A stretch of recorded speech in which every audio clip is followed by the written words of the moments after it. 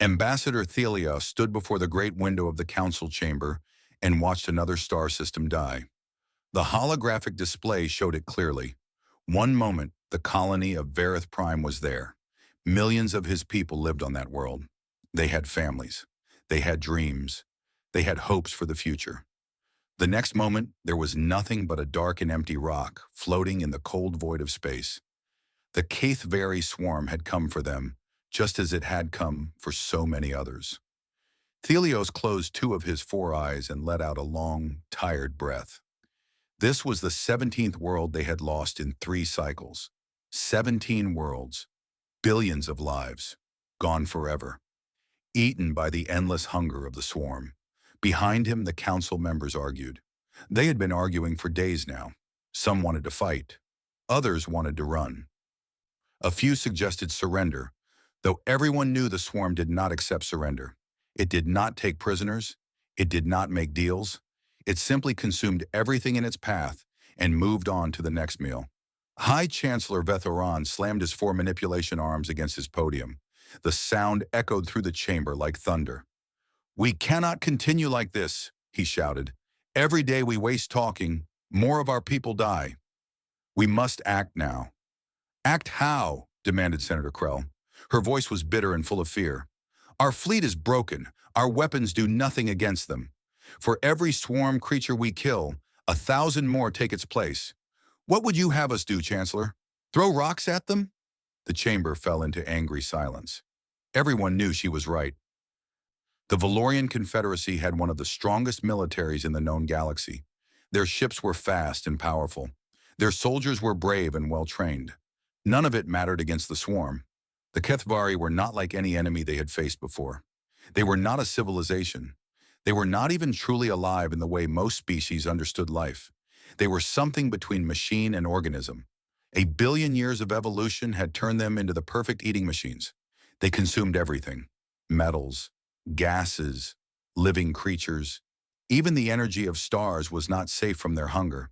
And they adapted. That was the worst part. Hit them with plasma weapons, and within hours they grew armor that reflected plasma. Use missiles, and they evolved organic shields. Release a virus into their hive ships, and they simply absorbed it and became immune. Nothing worked against them for long. Thelios turned away from the window and faced the council. "There is one option we have not tried," he said. His voice was quiet, but something in his tone made everyone stop and listen. Chancellor Vethoran looked at him with suspicion. "What option, Ambassador?" "The humans." The word fell into the room like a stone dropped into still water. For a long moment, no one spoke. Then slowly, whispers began to spread through the chamber. Some were curious. Many were dismissive. A few were afraid. Senator Krell let out a harsh laugh. "The humans? Those primitives? Ambassador, they have barely been traveling between stars for 300 years. They are children playing in a garden they do not understand. What could they possibly do against the swarm?" "I do not know," Thelios admitted, "but there are stories, rumors from the outer regions of known space." "Rumors," Krell repeated with disgust. "Yes, rumors." Thelios stepped forward.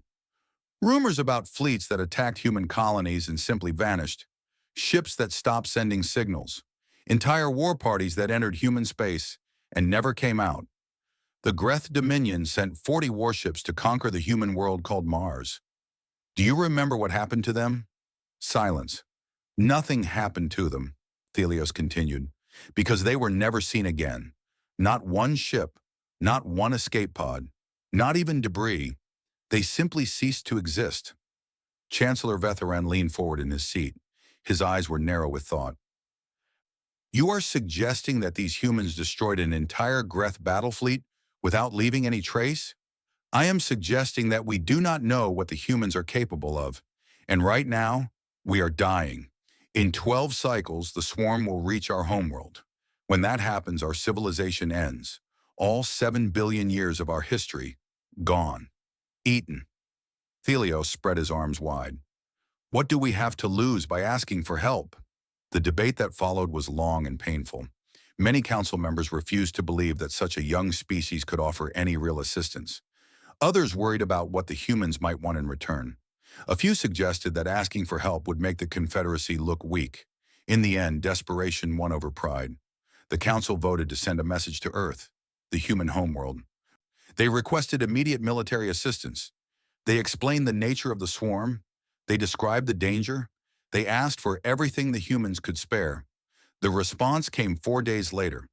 Thelios was in his quarters when his communication device buzzed. He picked it up and read the message from Earth. Then he read it again and again.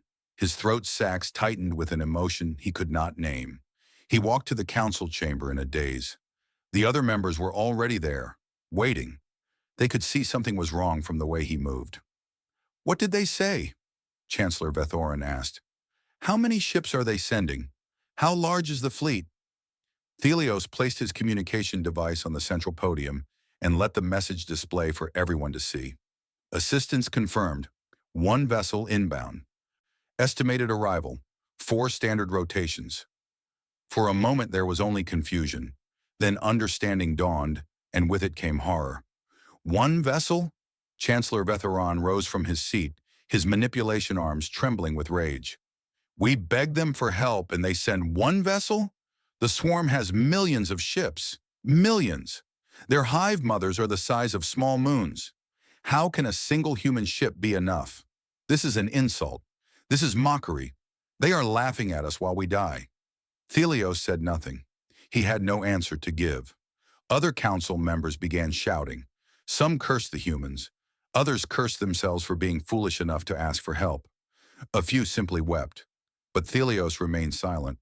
He thought about the Greth battle fleet, 40 ships, gone without a trace. He thought about the stories from the outer regions, the whispers of horror that traders brought back from the edges of human space, the way other species spoke about humanity when they thought no one was listening, not with contempt, as one might expect for such a young species, but with something else, something that looked almost like fear. 1 ship was coming. Thelios did not know if that would be enough. But as he watched the tracking display and saw that single signature moving through the void toward them, he felt something he had not felt in a very long time. He felt hope. The human ship dropped out of warp at the edge of Valorian space on the 4th day, exactly as promised. Every sensor array in the system turned to look at it. Every scientist, every military officer, every frightened civilian watched their screens and waited to see what had come to save them. What they saw made no sense. Captain Varric stood on the bridge of the Confederacy flagship and stared at the readings on his display. He blinked his 4 eyes several times, thinking perhaps he was seeing things wrong. But the numbers did not change. The human ship was small, very small. It measured barely 2 kilometers from end to end. Varric had served in the military for 30 cycles, and he had seen many warships in his time. He knew what a powerful vessel looked like. This was not it. One of the swarm's hive mothers was 100 times larger than this tiny thing. "Is this a joke?" muttered his first officer. "Did they send us a transport shuttle by mistake?" Varric did not answer.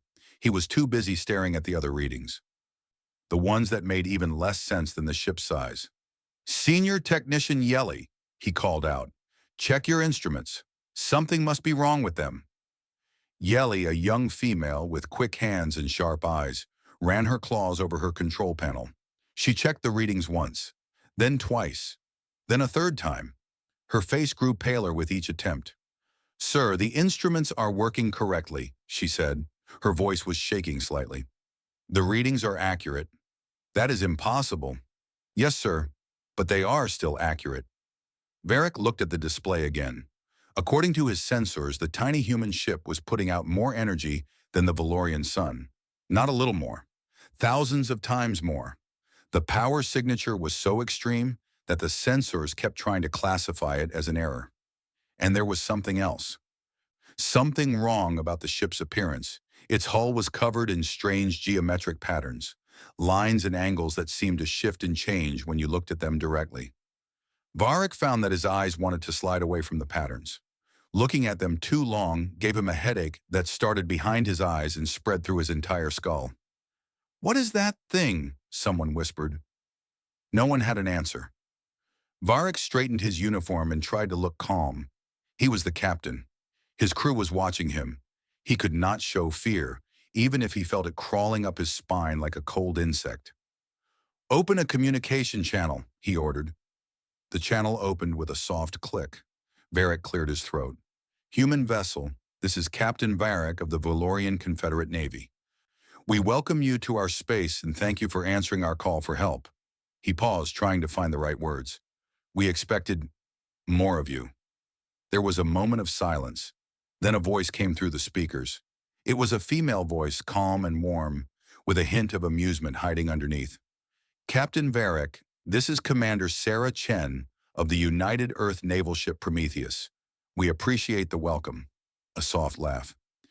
"And I understand your concern about our numbers, but I promise you we brought exactly what was needed." Varric exchanged a look with his first officer. Neither of them knew what to say. "Commander Chen," Varric tried again, "the swarm numbers in the millions. They have destroyed 17 of our worlds. Our own fleet of 300 warships has been unable to stop them. With respect, I do not understand how one ship, no matter how advanced, can make a difference." "I know it seems strange," Chen replied. Her voice remained patient and kind. "But we have been preparing for this fight for a very long time. The Prometheus is not an ordinary warship. She was built for one purpose only, to end the swarm." Varric did not know how to respond to that. He looked at his tactical display again. The swarm was still 8 days away. 8 days until the end of everything. "Commander, may I ask how many crew you carry?" 37. The bridge fell completely silent. Varric felt his heart skip a beat. 37. 37 humans against millions of swarm creatures. It was madness. It was suicide. It was impossible. "I see," Varric managed to say. "That is a very small number. Quality over quantity, Captain." There was definitely amusement in her voice now. "Permission to dock with your station? My crew has been in cryogenic sleep for 6 months. They could use a chance to stretch their legs. Also, we should discuss strategy before the swarm arrives. I would like to meet with your military commanders and review your tactical data." "Permission granted," Varric said automatically. His mind was still trying to process everything. "I will inform the council of your arrival." "Thank you, Captain. Prometheus out." The channel closed. The bridge remained silent for a long moment. "Sir," Yelly said quietly, "what do we do?" Varric watched the human ship begin its approach to the station. It moved smoothly and gracefully like a predator that had no need to hurry. The geometric patterns on its hull seemed to pulse with a dark light that was somehow both bright and dim at the same time. "We welcome our guests," Varric said finally, "and we pray that they know what they are doing." 3 hours later, the Prometheus docked with the main orbital station above Valoria Prime. A small group of Valorian officials gathered in the docking bay to greet the humans. Ambassador Thelios was among them, standing at the front of the group. The airlock opened with a hiss of equalizing pressure, and then the humans walked out. Thelios had seen images of humans before. He knew they were small creatures, smaller than most Valorians. He knew they had only 2 eyes and 2 arms. He knew their bodies were soft and fragile, with no natural armor or weapons. But the images had not prepared him for the reality. Commander Chen walked at the front of her group. She was a small woman with gray hair and lines on her face that suggested age and experience. Her eyes were dark and calm. She moved with the easy confidence of someone who had faced death many times and no longer feared it. Behind her came her crew, 36 humans of different sizes and colors. Some were young, some were old, some were men, some were women. They wore simple gray uniforms with the image of a burning fire on their chests. None of them looked afraid. Not one. Thelios had expected to see fear in their eyes. He had expected nervousness, or doubt, or at least uncertainty. Instead, he saw only calm determination. These humans knew exactly what they were walking into. They knew the odds. They knew they were facing an enemy that had destroyed civilizations far older and stronger than their own. And they were not afraid. Commander Chen stopped in front of Thelios and extended her hand. It was a human greeting, he knew, a sign of friendship and trust. "Ambassador Thelios, I presume," she said. "Thank you for the warm welcome. I know this is a difficult time for your people." Thelios took her hand carefully. Her grip was surprisingly strong for such a small creature. "Commander Chen," he said, "I must be honest with you. Many in our government believe you cannot help us. They think sending one ship was either a mistake or an insult." Chen smiled. It was a strange expression. Neither happy nor sad. Something in between. "I understand," she said. "If our positions were reversed, I would probably feel the same way. But I promise you something, Ambassador. We are here to save your people. Not some of them. All of them. The swarm will not take another Valorian world." "How can you be so certain?" Chen's smile faded. For a moment, something old and dark passed behind her eyes. Something that made Thelios want to step back. "Because we have been waiting for this moment for 80 years," she said, "and we are very, very good at killing things that need to be killed." The war room of Valoria Prime was the most heavily protected place on the planet. It sat deep underground, beneath kilometers of rock and metal and energy shields. From here, the military leaders of the Confederacy had commanded their fleets for thousands of years. Now those same leaders sat around a long table and stared at the small human woman who stood before them. Commander Sarah Chen looked completely calm. She stood with her hands behind her back, her gray hair pulled away from her face, her dark eyes moving slowly across the room. Behind her, a holographic display waited to be activated. High Chancellor Vethorin sat at the head of the table. His forearms were crossed tightly against his chest. His face showed nothing but doubt and frustration. "Commander Chen," he said, "we have given you access to our war room as a sign of good faith. We have shown you our tactical data. We have answered all of your questions. Now it is time for you to answer ours." "Of course, Chancellor. What would you like to know?" "Everything." Vethorin leaned forward. "I want to know why your government sent only one ship. I want to know why that ship has only 37 crew members. And I want to know how you expect to fight an enemy that has destroyed every civilization foolish enough to stand against it." Chen nodded slowly. "Those are fair questions. I will answer them as best I can. But first I need to give you some background. Some history, may I?" Vetheron waved one of his arms impatiently. "Speak." Chen tapped her wrist device, and the holographic display came to life. It showed a small blue and green planet floating in the darkness of space. Clouds swirled across its surface. Oceans sparkled in the light of a yellow sun. "This is Earth," Chen said, "our homeworld. It is not a particularly large planet or a particularly special one, but it is ours and we love it very much." She touched the display and the image changed. Now it showed scenes from Earth's history, volcanoes erupting, ice covering entire continents, asteroids falling from the sky, strange creatures fighting and dying. Earth is a dangerous world. It has been trying to kill us since before we existed. Our species evolved during a time of extreme climate change. Ice ages came and went. Supervolcanoes covered the sky with ash. Asteroids struck the planet and wiped out most life. Diseases killed millions of us at a time. She paused. We estimate that our species nearly went extinct at least 7 times before we developed civilization. Ambassador Thelios, sitting near the back of the room, felt a chill run through his body. 7 near extinctions? How was that possible? "And yet we survived," Chen continued. "Not because we were the strongest, not because we were the fastest, not because we had claws or fangs or armor." She smiled slightly. "We survive because we are stubborn, extremely stubborn. When something tries to kill us, we do not give up and die. We figure out how to kill it first." The display changed again. Now it showed human history, wars, weapons, fire and blood and destruction, but also building, creating, ships sailing across oceans, rockets rising into the sky. When we finally reached the stars, we thought the worst was behind us. We thought space would be peaceful, safe. We were wrong.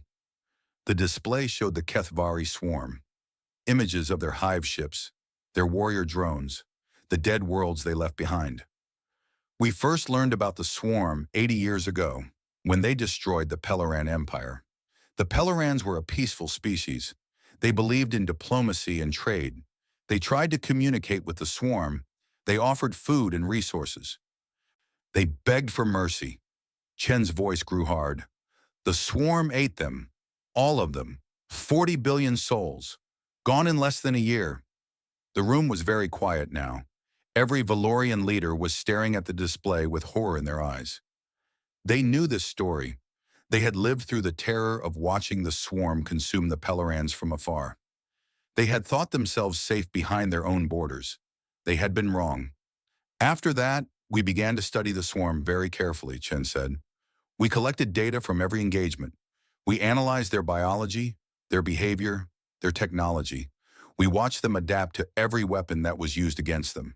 Energy weapons, kinetic weapons, chemical weapons, biological weapons. Nothing worked for long. They simply evolved defenses and kept eating.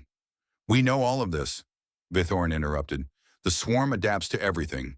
That is why they cannot be defeated. That is what everyone believes, Chen agreed. That is what the swarm wants everyone to believe. But it is not entirely true. She touched the display again. The image changed to show complex diagrams and equations that none of the Valorians could understand. The swarm adapts to weapons, to things that operate within the normal rules of physics.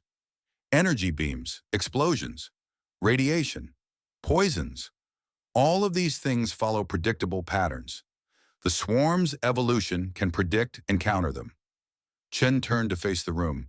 But what if you had a weapon that did not follow the normal rules?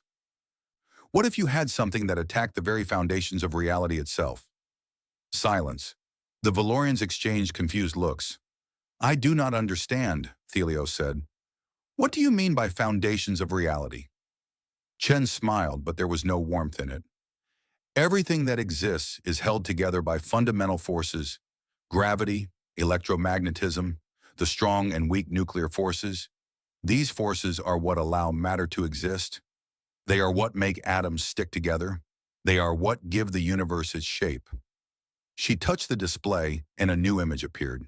It was the Prometheus shown in cross-section. The inside of the ship was filled with strange machinery that seemed to twist and fold in directions that hurt to look at. The Prometheus is not a warship in the way you understand warships.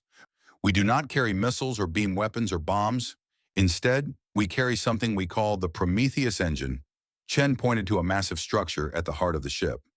This device generates a field that selectively cancels the fundamental forces of reality within a targeted area. More silence. But this time, it was the silence of people who were beginning to understand something terrible.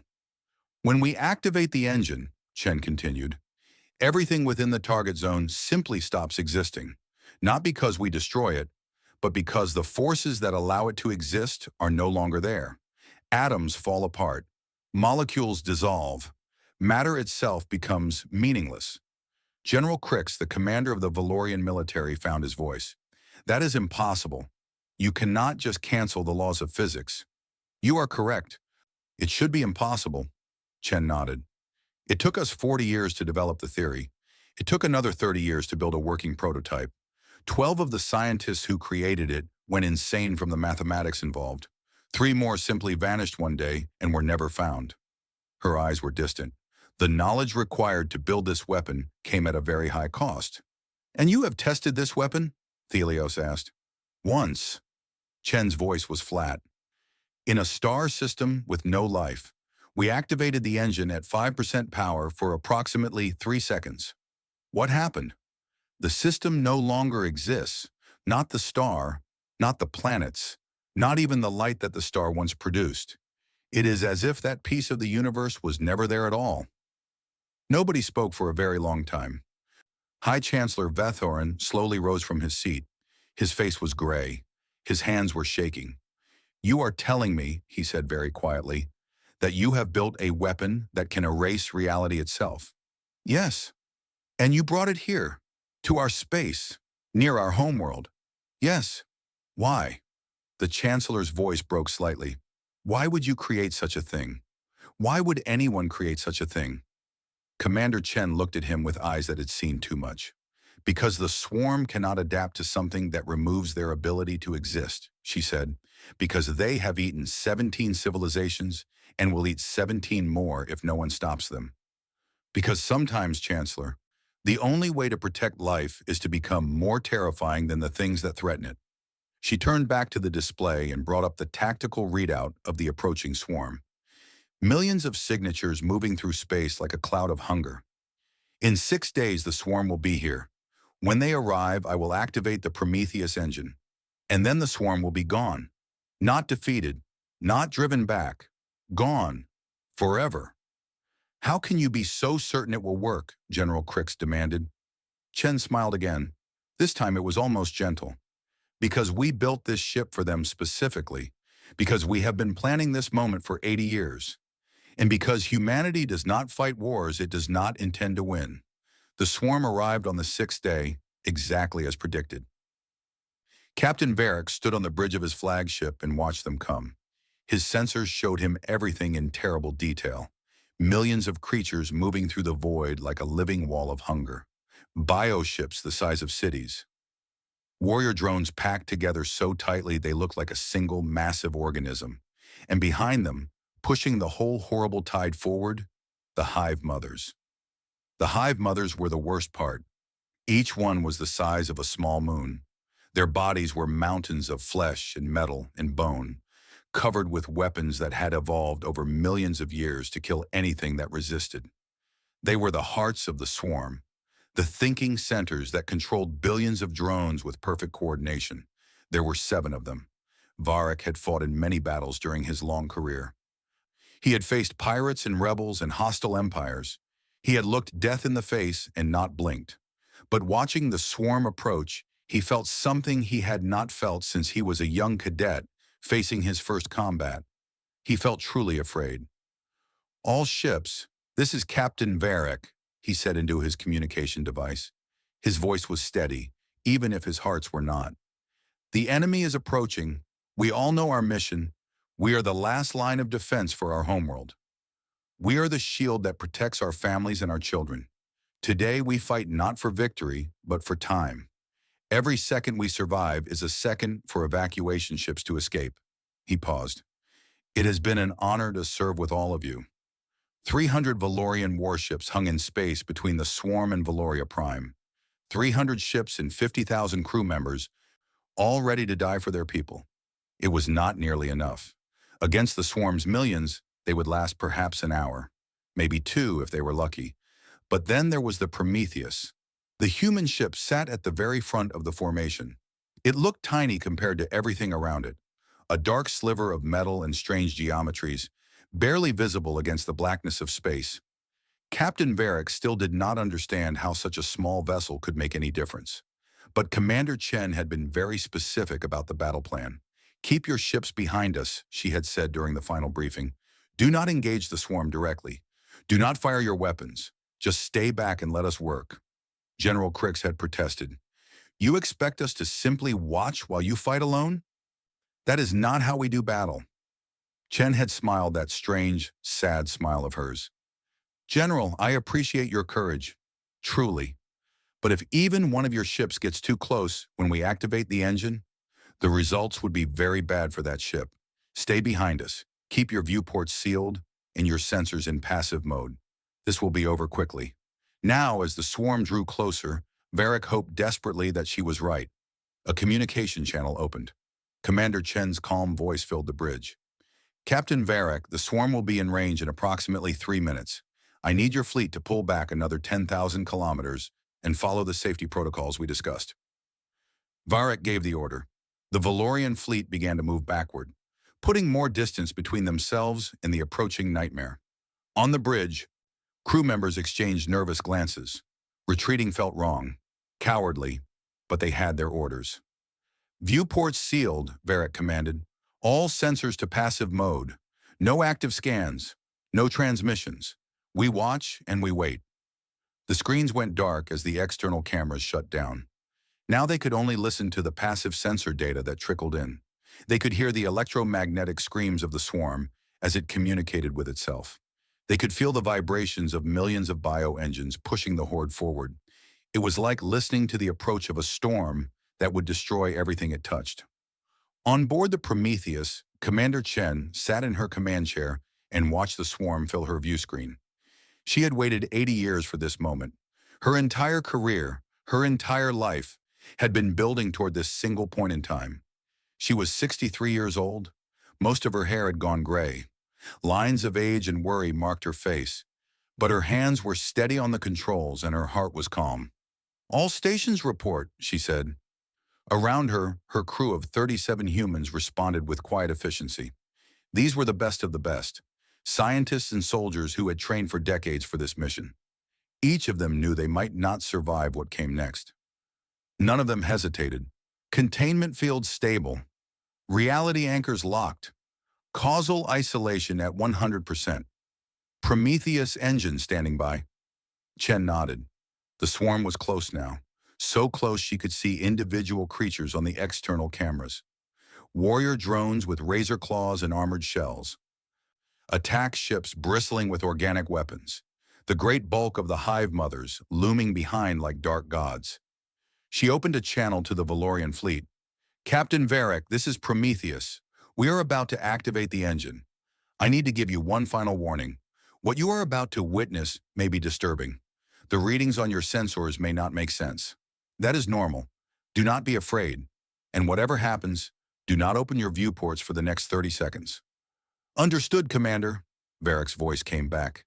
He sounded scared. That was also normal. "May the ancestors protect you." "Thank you, Captain. But today, we do not need protection." Chen straightened in her chair. "Today, we are the ones who protect." She turned to her crew. "Light the engine." The Prometheus began to change. On the bridge, reality started to stretch and twist. The geometric patterns covering the hull blazed with light that was somehow both bright and dark at the same time. The ship seemed to unfold in directions that should not exist, angles that were impossible, shapes that had no names. The human crew kept their eyes on their instruments, having trained themselves not to look directly at what their ship was becoming. And then the wave went out. It was not an explosion. It was not a beam. It was not anything that had a name in any language. A ripple of pure wrongness expanded from the Prometheus at a speed faster than light. It moved through the void like a whisper of death, invisible and unstoppable. When it touched the swarm stopped existing. There was no battle, no desperate struggle. The warrior drones simply unraveled. The bioships dissolved into clouds of nothing. The great Hive Mothers, those moon-sized monsters that had devoured civilizations, came apart at the atomic level. The forces that held their matter together stopped working, and they faded away like dreams at dawn. The waves swept through the entire swarm in 4.7 seconds. 4.7 seconds. That was all it took. When it was over, the stars were clear. On the Valorian flagship, Captain Varric heard the passive sensors stop detecting swarm signatures. The electromagnetic screaming fell silent. The vibrations of a million bioengines disappeared. Everything was quiet. "Open viewports," he whispered. The screens came back to life. The bridge crew stared at what they showed. Nothing. There was nothing there. Where millions of swarm creatures had been approaching moments ago, there was only empty space. Not debris, not wreckage, not even dust. The entire swarm had simply ceased to be. And in the middle of that empty space, the Prometheus hung peacefully. Its strange patterns had stopped glowing. It looked almost normal now, almost like an ordinary ship. Commander Chen's voice came through the speakers. She sounded tired but satisfied. "Captain Varric, this is Prometheus. The swarm has been neutralized. I repeat, the swarm has been neutralized. You may stand down from combat stations." Varric could not speak. His mouth opened and closed, but no words came out. Around him, his crew members were crying. Some were laughing. Some were simply staring at their screens with expressions of disbelief. One young officer had fallen to her knees and was praying to the ancestors. "How?" Varric finally managed to whisper. "How is this possible?" There was a pause before Chen answered. "It is possible because we made it possible," she said simply. "Because we spent 80 years preparing for this moment. Because we looked at the swarm and decided that it would not be allowed to exist anymore." Another pause. "The universe is not safe, Captain. It never has been. But humanity has learned to be very good at making it safer." Varric sank into his command chair. His legs would no longer support him. He stared at the empty space where the swarm had been. One ship, 37 humans. And in less than 5 seconds, They had erased a threat that had destroyed civilizations. He did not know whether to feel grateful or terrified. Perhaps both. 3 days after the battle that was not really a battle, Ambassador Thelios stood on the observation deck of the orbital station and watched the stars. The same stars that had been hidden behind a wall of swarm creatures now burned bright and clear against the darkness. It was strange how beautiful they looked. He had seen these stars every night of his life, but he had never truly appreciated them until he almost lost them forever. Behind him, the door opened. He did not need to turn around to know who it was. "Ambassador," Commander Chen said, "I hope I'm not disturbing you." "Not at all, Commander. Please join me." Chen walked to stand beside him at the great window. She looked different than she had during the battle. Smaller somehow, more tired. The weight of what she had done seemed to press down on her shoulders. For a long moment, neither of them spoke. They simply stood together and watched the stars. "Your ship is leaving tomorrow," Thelios finally said. "Yes, our mission is complete. The Prometheus needs to return to Earth for maintenance and study. The engine was only designed for one use at full power. We need to analyze the data and make sure everything is still stable." "Still stable?" Thelios repeated. He turned to look at her. "Commander, may I ask you a personal question?" "Of course. How do you sleep at night?" Chen smiled slightly. It was a sad smile. "Some nights I don't. Some nights I lie awake and think about what we built, what it can do, what it means for the future of the universe." She paused. "I helped create a weapon that can erase reality itself. That knowledge is not easy to live with." "Then why did you do it?" Chen was quiet for a long time. When she spoke again, her voice was soft. "Do you know the story of how humanity left Earth?" Thelios shook his head. "I know only the basic facts. Your species developed faster than light travel approximately 300 years ago and began exploring the galaxy." "That is the simple version," Chen said. "The full story is more complicated." She turned to face the window again. "Before we reached the stars, we nearly destroyed ourselves. Many times. We had weapons that could burn entire continents, diseases that could wipe out billions, machines that could poison the air and water for generations. We came very close to extinction more than once." "I did not know that. Most species don't." "We don't like to talk about it." Chen's eyes grew distant. "But we survived. We learned from our mistakes. We built better systems, better governments, better ways of living together, and when we finally reached the stars, we made a promise to ourselves. Never again. Never again would we stand by and watch while innocent people were destroyed. Never again would we be too weak to protect those who needed protection." She turned to face Thelios directly. "The swarm had eaten 17 civilizations before we stopped them. 17 species who are now gone forever. Trillions of lives erased from existence. Children who will never grow up. Poets who will never write another verse. Scientists who will never make another discovery. All of that potential, all of that possibility, just gone. And you could have stopped them sooner," Thelios said quietly. "Yes." Chen did not look away. "We could have intervened years ago. We had the technology. We had the capability. But we were not ready. The weapon was not stable. The risks were too great. If we had used it too early, before we fully understood it, we might have done more harm than the swarm ever could. So you waited. You watched civilizations fall while you perfected your weapon." "Yes, and I will carry that guilt for the rest of my life." Chen's voice was steady, but Thelios could see the pain in her eyes. "Every night I think about the Pelorans, the Scythe, the Gren, all the others we could not save. I remember their names, I mourn their loss, and I promise them that their deaths were not meaningless, that we learned from them, that we became strong enough to stop the swarm because of their sacrifice." Thelios did not know what to say. He had been prepared to accuse the humans of coldness, of cruelty, of watching others die while they kept their power secret. But looking at Commander Chen now, he saw something different. He saw a woman who had made terrible choices because the alternatives were even worse. He saw someone who had taken the weight of the galaxy on her shoulders and had not broken. "You could have conquered us," he said slowly. "After the battle, with a weapon like yours, you could rule the entire galaxy. No one could stop you. That's true. But you're leaving instead, going back to Earth. Why? Chen smiled again. This time it reached her eyes. Because that's not who we are, Ambassador. Humanity has no interest in conquest. We don't want to rule other species. We don't want to impose our will on the galaxy. We just want to explore, to learn, to make friends and trade stories, and try new foods and discover new wonders. She laughed softly. We're a curious species. We like meeting new people. We like solving problems. We like building things and making the universe a little better than we found it. And the weapon? The weapon exists because sometimes being kind is not enough.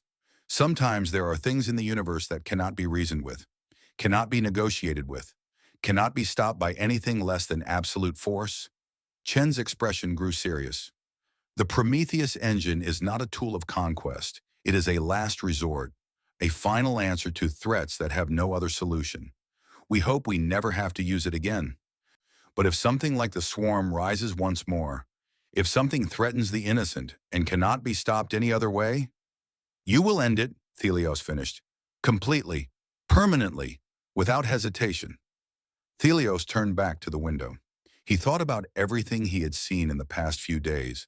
The tiny human ship, the strange crew who showed no fear, the wave of impossible energy that had erased millions of swarm creatures in less than 5 seconds. You terrify me, Commander, he said honestly. You and your people.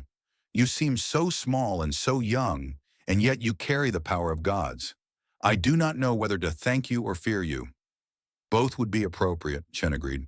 We terrify ourselves sometimes, but fear is not always a bad thing. Fear keeps us careful. Fear keeps us humble. Fear reminds us that the power we carry is not ours to use lightly. She reached out and touched his arm gently. Ambassador, the Valorian people have been through a terrible ordeal. You lost 17 worlds, billions of your citizens. That kind of trauma does not heal quickly. But you are not alone anymore. Humanity considers the Confederacy our friends now. We will help you rebuild. We will share our knowledge and our resources. We will stand beside you as you recover. And if another threat emerges, then we will face it together. Chen squeezed his arm. That is what friends do. Thelios felt something warm spread through his chest.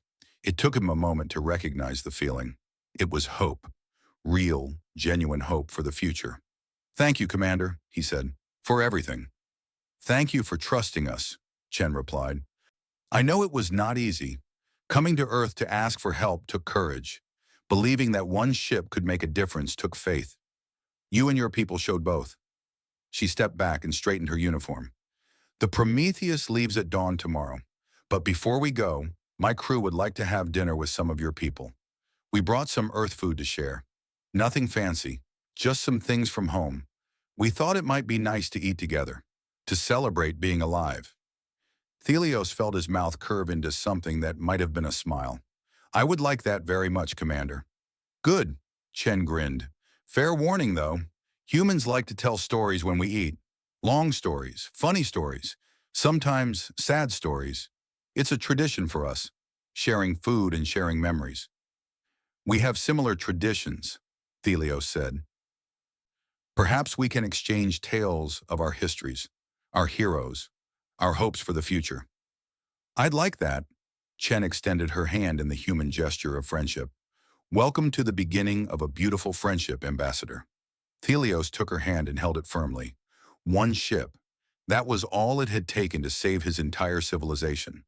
One ship and 37 stubborn, terrifying, wonderful humans who had refused to let the darkness win. As he walked with Commander Chen toward the dining hall, Thelios made a silent promise to himself. He would remember this day. He would tell this story to his children, and they would tell it to theirs. For as long as the Valorian people existed, they would remember the day when humanity came to save them. The day when one ship was exactly enough.